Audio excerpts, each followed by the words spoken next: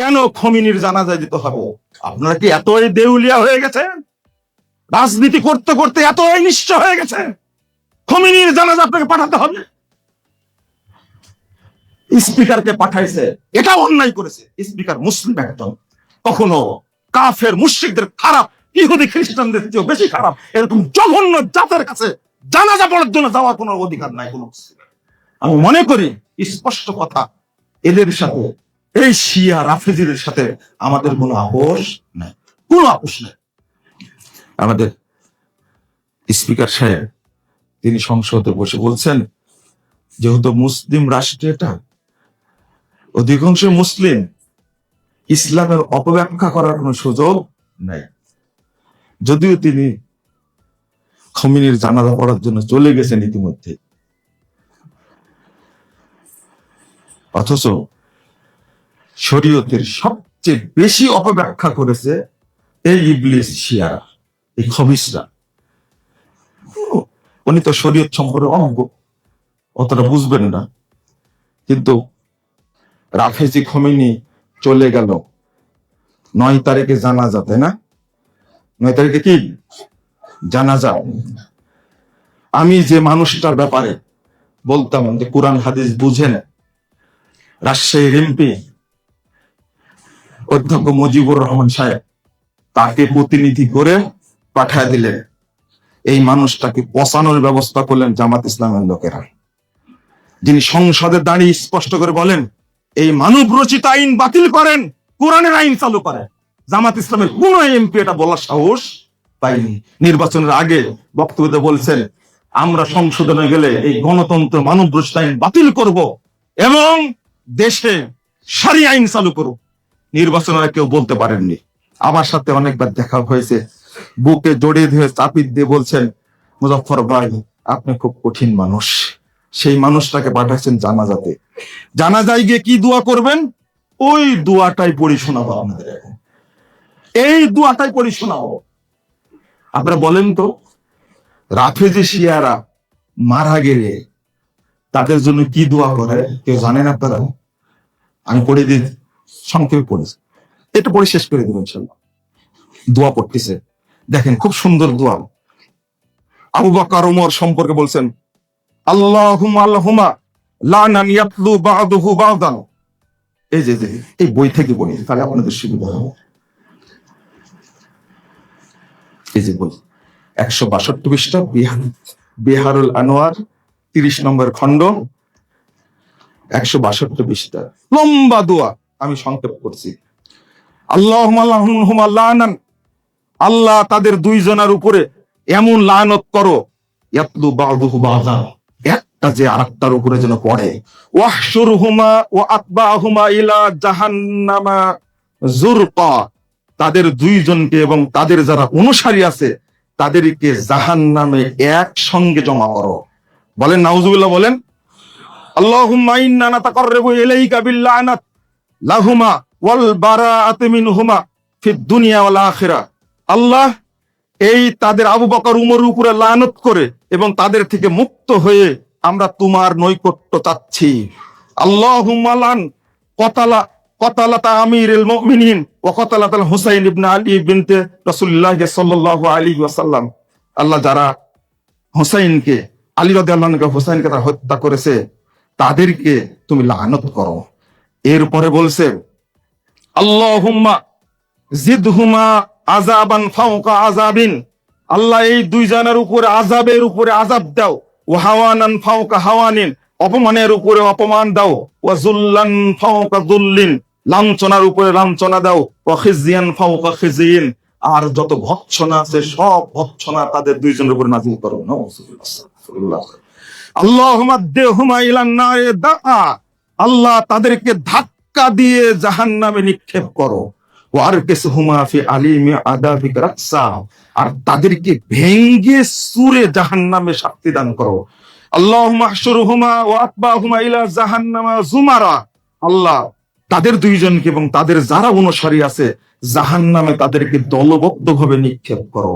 আল্লাহুম্মা ফাররিক জামাহুম, তাদের দলকে ভেঙ্গে দিন। ওয়া শাত্তিত আমরাহুম, তাদের কার্যক্রমকে ছিন্ন ভিন্ন করে দিন। ওয়া খালিফ বাইনা কালিমাতিহিম, আর তাদের কথার মধ্যে আপনি দ্বিমত সৃষ্টি করে দিন। ওয়াবাদ্দিদ জামাতাহুম, তাদের ঐক্যকে ভেঙে দিন। ওয়ালআন আইম্মাতাহুম, আর তাদের ইমাম মানে তাদের ইমাম সুন্নিদের যারা ইমাম আছে, আপনি ওয়াবাদ্দিদ আইম্মাতাহুম, তাদেরকে ওয়াবাদ্দিদ জামাতাহুম ওয়ালআন আইম্মাতাহুম, তাদের যারা ইমাম তুমি তাদের উপর অভিশাপ করো। ওয়াক্তুল কাদাতাহুম ওয়াসাদাতাহুম, তাদের যারা নেতা আছে সেনাপতি আছে তুমি তাদেরকে ধ্বংস করো। ওয়ালআন রুয়াসাহুম ওয়া কুবারাহুম, তাদের যারা মুরব্বী এবং যারা নেতা মানে শীর্ষস্থানীয় ব্যক্তি তুমি তাদেরকে ধ্বংস করো। ওয়াকসির রায়াতহুম, তাদের পতাকাকে ভেঙে দাও। ওয়া আলকিল বাসা বাইনাহুম, তাদের মধ্যে সংঘাত তৈরি করো। ওয়ালা তুবকি মিনহুম তাইয়ারা, পৃথিবীর বুকে তাদেরকে একজনকে অবশিষ্ট রাখানো সব ধ্বংস করে দাও। এই দুয়াই করা হবে। খমিনি জানা যায় কি এই দুয়াই করা হবে। আর আমরা সুন্নি দাবিদার পিছনেতে কি করব? নামাজ পড়ব, তাই না? খুব সুন্দর না এটা? খুব সুন্দর না? কিছু কিছু জাহিল বলছে এই সমস্ত কথাবার্তার কোনো দলিল নাই। তুমি তো দার্সার মার্কা কথা বলো, তোমার কাছে দলিল দিয়ে লাভ নেই। তো হাজারো দলিল দিয়ে কোনো কাজ হবে না।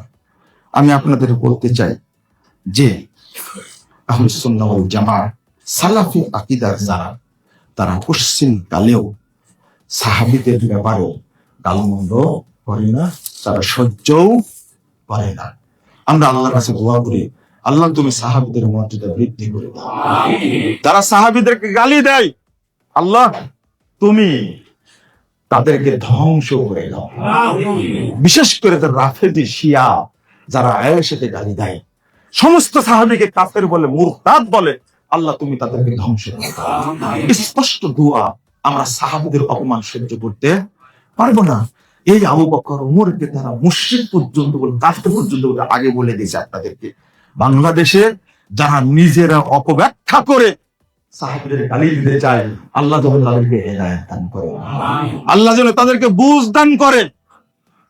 আর যারা জামাত ইসলামের প্রতি দুর্বল, আমি তাদেরকে বলবো আপনারা শরীয়তটা ভালোভাবে বুঝুন।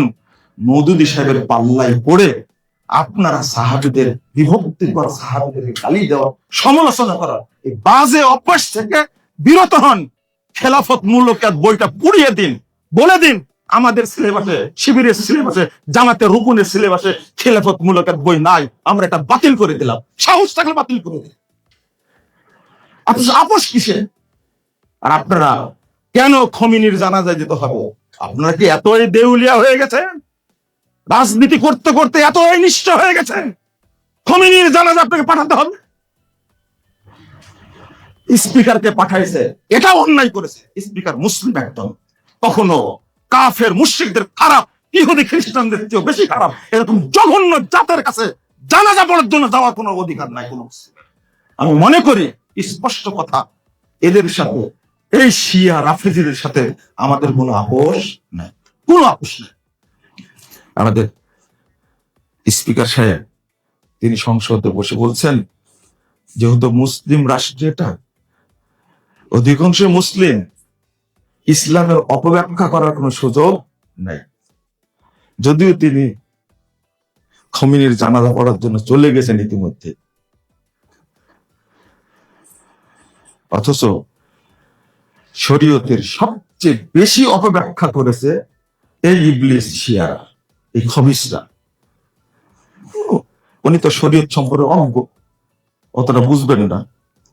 কিন্তু প্রথম দিন যখন শুরু করেন সংসদে কথা বলা, সুন্দর করে হামসানা পড়ে শুরু করেছেন। কিন্তু খেয়াল করেছেন কিনা জানি না আপনারা।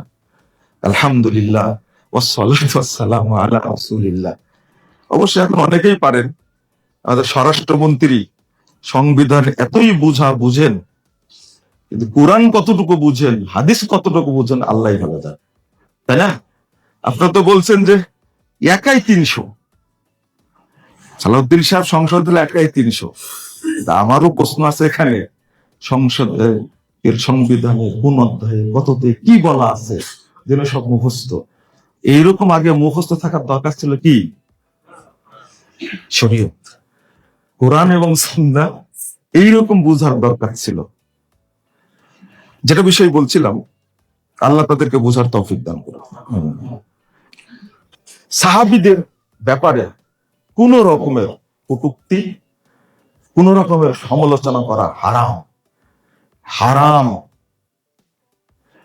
ইমাম বেশি রাহিমাহুল্লাহ তিনি বলেছেন, মান শাতামা আসহাবা রাসূলিল্লাহ সাল্লাল্লাহু আলাইহি সাল্লাম ফাহুয়া কাফিরুন ওয়া ইন সামা ওয়া সাল্লা ওয়া জামা আন্নাহু মুসলিম। যে ব্যক্তি সাহাবীদের গালি দিবে, এই ব্যক্তি কাফের, যদিও সে নামাজ পড়ে, রোজা করে এবং নিজের মতো মুসলিম মনে করে, কোন সুযোগ নেই। মাইয়ান তাসকিসু, ইমাম শাবি রাহিমাহুল্লাহ বিখ্যাত তাবি, তিনি বলেছেন, মাইয়ান তাসকিসু আসহাবা রাসূলুল্লাহ সাল্লাল্লাহু আলাইহি ওয়াসাল্লাম ফাইন্নাহু জিনদিক। যে ব্যক্তি কোন সাহাবীর সমালোচনা করবে, নিঃসন্দেহে সে নাস্তিক, তাকে ইমানদার বলা যাবে না, সে কাফের। জিন্দিক মানে সে কাফের, নাস্তিক মানে কি মুমিন হয়? কাফের।